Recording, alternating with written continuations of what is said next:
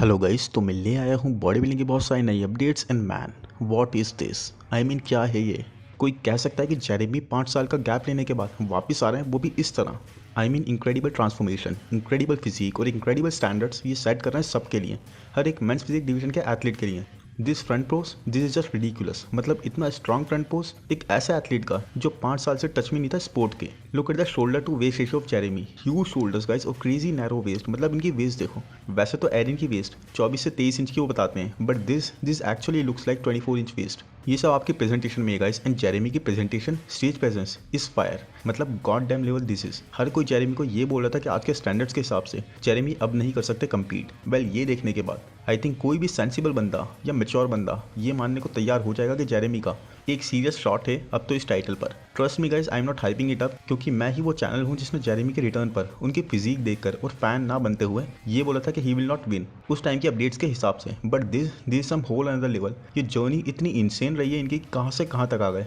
We just can not be blind कि कोई इतने लंबे गैप के बाद आ रहा है तो ये हो ही नहीं सकता। Everything is possible guys, everything. और सब चीज़ें जब तक फर्स्ट टाइम नहीं होती हैं तब तक कोई बिलीव ही नहीं करता, और ये चीज़ भी कभी ना कभी तो होगी ही, right. And I really feel कि जेरेमी अब तो वो एथलीट हो सकते हैं जो इस तरह की हिस्ट्री बना दें। मतलब ये फ्रंट पोज इस फायर गाइस, वेस्ट देखो इनकी, जस्ट डैम।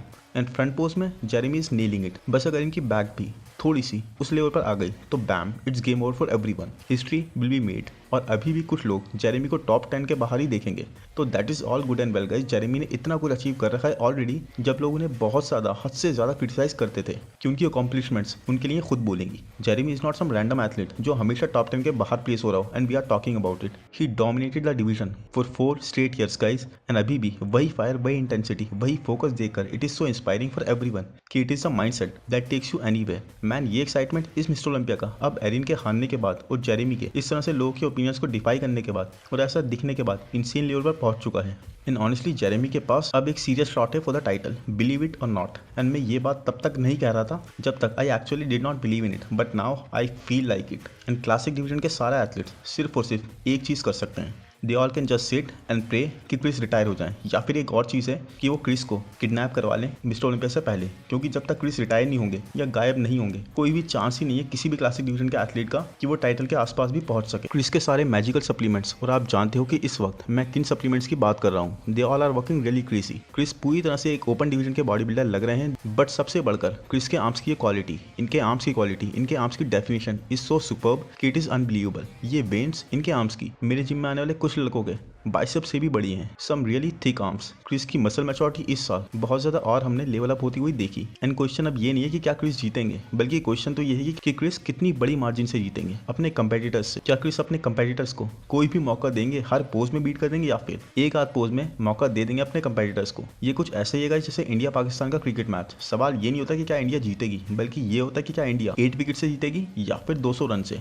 कुछ चीज़ें नेवर चेंज। एंड क्रिस से बड़ा एग्जांपल बॉडी बिल्डिंग में इस चीज़ का क्या होगा, ये क्रिस ने अभी कुछ दिन पहले पोस्ट करी थी जो मैं कवर नहीं कर पाया था। बट कोई नहीं, अब थोड़ी सी इस बारे में बात कर लेते हैं कि बिल्कुल ही अनरियल से एस्थेटिक्स लग रहे हैं क्रिस के। आई मीन ये इस साल 240 पाउंड्स के आसपास होंगे, और ये वेट ऑलमोस्ट लास्ट ईयर का डायरेक्ट लंसफर्ड का स्टेज वेट था। Can you believe it. यहाँ पर लेग्स करते में क्रिस के लेग्स कितने ज़्यादा पील साइड पर हैं, कितने ज़्यादा ड्रायर साइड पर हैं। ये लाइन्स ये क्लियरली बता रही है कि कितना ज़्यादा हार्ड वर्क पुट इन करा गया है। क्रिस की calves too are crazy peeled, और ये सब तब गाइस जब क्रिस ने बोला था कि ये प्रेप उनके करियर की अब तक की सबसे डिफिकल्ट प्रेप है, जिसमें मेंटली वो काफ़ी ज़्यादा प्रेशर फील कर रहे हैं। अब सोच लो कि अगर ये ऐसे स्ट्रेस फील नहीं कर रहे होते या ये प्रेप डिफिकल्ट नहीं होती, तब ये किस लेवल पर होते हैं, जब अभी ही क्रिस एक पिनेकल है क्लासिक डिवीजन के। मतलब किसी भी डिवीजन में देख लो, लोग मानते हैं या चाहते हैं शॉन हार जाएं, एरिन को लोग हारता हुआ देखना चाहते हैं, हार्डी के लिए भी एक वास्ट मेजॉरिटी यही चाहती है। बट क्रिस, इनके लिए अगर कोई ये बोलेगा भी ना कि क्रिस हार जाए, तो साथ में सेंटेंस ऐसे खत्म होगा कि बट ये होगा नहीं। बट पहली बात तो कोई ऐसा बोलेगा ही नहीं। मतलब क्रिस को तो वो भी पसंद करते हैं जो रमॉन के घर में रहते हैं या फिर उर्स के घर में, एंड ये मानते हैं कि क्रिस को बीट कर पाना is going to ask for a lot. मतलब निक वॉकर से किसी ने पूछा Q&A में कि क्या तुम्हें लगता है कि क्रिस क्लासिक डिवीजन का टाइटल इस बार भी जीत पाएंगे, तो देखो निक ने क्या कहा, मुझे नहीं लगता कि सीबम हार सकते हैं या उनको हराया जा सकता है। बस निक कभी भी लगाना भूल गया इस सेंटेंस में कि क्रिस को कभी भी हराया नहीं जा सकता। कोई बीस्ट ही आएगा, कोई एब्सोल्यूट फ्रीक ही आएगा who can actually do this. But Chris आज उस स्टेज पर है जहाँ पर क्रिस को हराने के बाद मतलब किसी ने अगर क्रिस को कहीं से बीट कर दिया तो वो बंदा एक अल्टीमेट लेवल पर स्टार बन जाएगा। इतनी ज़्यादा बड़ी अकॉम्प्लिशमेंट हो जाएगी ये। बट क्या आप लोग इस बार भी रमान को देखते हो क्रिस के सामने लास्ट ईयर से ज़्यादा कंपेटिटिव होते हुए, या इस साल भी ये कॉल आउट सिर्फ और सिर्फ एक फॉर्मेलिटी बनकर रह जाएगा? ये चीज़ कमेंट्स में आप बता सकते हो। और साथ के साथ वहीं बराबर में एक आपको बटन दिखेगा वीडियो को लाइक करने का, और चैनल को अपनी सपोर्ट दिखाने का मौका मत खोना। एंड गाइस, फिल ने सरप्राइजिंगली एक बहुत ही फ्री किट से ये फिजिक अपडेट ड्रॉप करके बॉडी बिल्डिंग वर्ल्ड को फिर से अपने गिफ्ट होने का, अपने सुपीरियर होने का, अपनी ग्रेटनेस का एक रिमाइंडर दिया है। मतलब look at him guys, can you believe it? Phil अभी भी किस तरह से एक अमेजिंग शेप में लग रहे हैं। वेल, इनका इस तरह का शेप में होना एक ये बात बहुत ही क्लियर कर देता है कि फिल अगर चाहें तो अगेन कभी भी अपने बूट्स दोबारा पहन सकते हैं स्टेज पर आने के लिए। अब मैं आपको हाइप अप नहीं कर रहा क्योंकि ऐसा होने नहीं वाला। फिल ने कुछ इस बारे में नहीं बोला या फिर उनका प्लान भी नहीं है ऐसा कुछ, but I am just telling you कि अगर ऐसा करना चाहेंगे फिल तो he can actually do it. I mean look at the shape and condition guys, ये तो बिल्कुल ही ऐसे लग रहे हैं जैसे पूरे टच में हो चीज़ों के। और 8 to 10 weeks and bam on stage. Well, Phil ने इस वक्त ये शेप, ये फिजिक इसलिए मेंटेन करी है क्योंकि उनका एक फोटोशूट आ रहा था। फिल यहाँ पर ये भी बता रहे हैं कि जैसे मिस्टर ओलंपिया करीब आ रहा है, मुझे भी अपनी करंट फिजिक अपडेट तो देनी ही थी। इसका मतलब ये नहीं है कि मैं कंपीट कर रहा हूँ, बट मैं अभी बहुत ज़्यादा मोटिवेटेड हूँ एक और भी बेहतर फिजिक क्रिएट करने के लिए। फिल की वो सिग्नेचर फुलनेस, वो सिग्नेचर राउंडनेस कहीं पर भी मिसिंग नहीं है। फिल अभी भी उसे वैसे ही होल्ड करते हुए हमें दिखे। और ये अपडेट तो गाइस एक एब्सोल्यूट गोल्ड है। I mean I seriously loved it. और इसके भी ऊपर इस साल मिस्टर ओलंपिया के कमेंटेटर या फिर होस्ट फिल हीथ हैं। मतलब दोनों में से एक चीज़ एग्जैक्ट क्या है वो मैं भूल रहा हूँ। Anyways, let's get to the next update. और अब ये नेक्स्ट मैं आपके साथ शेयर करना चाहूँगा एक बहुत ही ज़्यादा प्रेसवर्दी फिजिक मैट ग्रेगो की।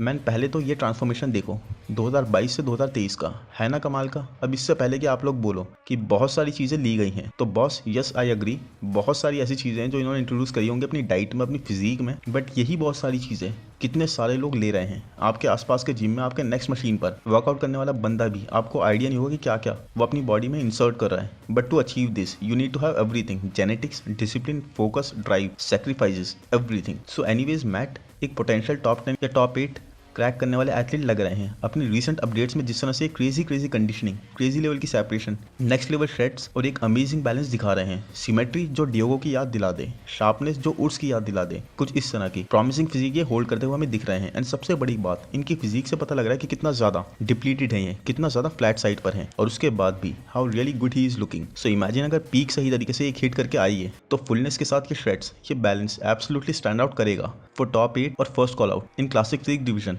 आई really see him placing well in his mister Olympia debut. और नेक्स्ट अपडेट है अहमद अशकनानी की, जो लास्ट ईयर 212 में 4th प्लेस पर प्लेस हुए थे। मतलब ऐसा नहीं था कि ये कुछ भी ऐसा लैग कर रहे थे, बल्कि he was really good. But कमाल, एंजल और Shaun they were on whole another level. और एक कमाल की बात आपको बताऊं तो अहमद ने जब डेब्यू करा था वो साल था 2016 का। तो 2016 में एकदम से ये आते ही बहुत सक्सेसफुल डेब्यू था इनका। मतलब सीधे सेकंड प्लेस अपने डेब्यू में ही इन्होंने अपने नाम कर ली थी फ्लेक्स लुइस के सामने, which is a very very big thing. और उसी साल कहीं कोने में खड़े हुए थे शॉन क्लाइडा, क्योंकि शॉन की उस साल में पता है क्या प्लेस आई थी? इनकी प्लेस आई थी 13th। Can you believe it? Can you? और आज शॉन क्लाइडा शायद अपने 3rd टाइटल के लिए जा रहे हैं और अहमद कहीं गायब से हो गए हैं। और अब अगर इस अपडेट की बात करें तो Ahmad is dialled in and काफ़ी ज़्यादा फुलर और कंप्लीट इनका फ्रेम लग रहा है। अच्छी ड्राइनेस, अच्छी कंडीशनिंग के प्रेजेंट कर रहे हैं और एक काफ़ी strong package this is. But unfortunately इस साल 212 भी बचा नहीं है एक्सट्रीम लेवल के कंपेटिटिव एथलीट से। और टॉप 5 में तो मैं इन्हें फिर भी देखता हूँ इनके इस पैकेज के बेस पर। आई मीन पैकेज ही कुछ ऐसा ब्रॉटअप करा है इन्होंने, बिल्कुल ही खिंची हुई स्किन के साथ, बहुत ही अमेजिंग फिजिक। बट टॉप 5 के बाद टॉप 3 तक का जो सफर है उसमें ऐसे मास्टर्स बैठे हैं जो किसी को भी आगे जाने ही नहीं देंगे। होप गाइस वीडियो आपको पसंद आया है तो प्लीज लाइक कर दो, चैनल को सब्सक्राइब कर दो, नोटिफिकेशन बेल को दबा दो, इंस्टा पर फॉलो कर दो। Thank you, bye bye.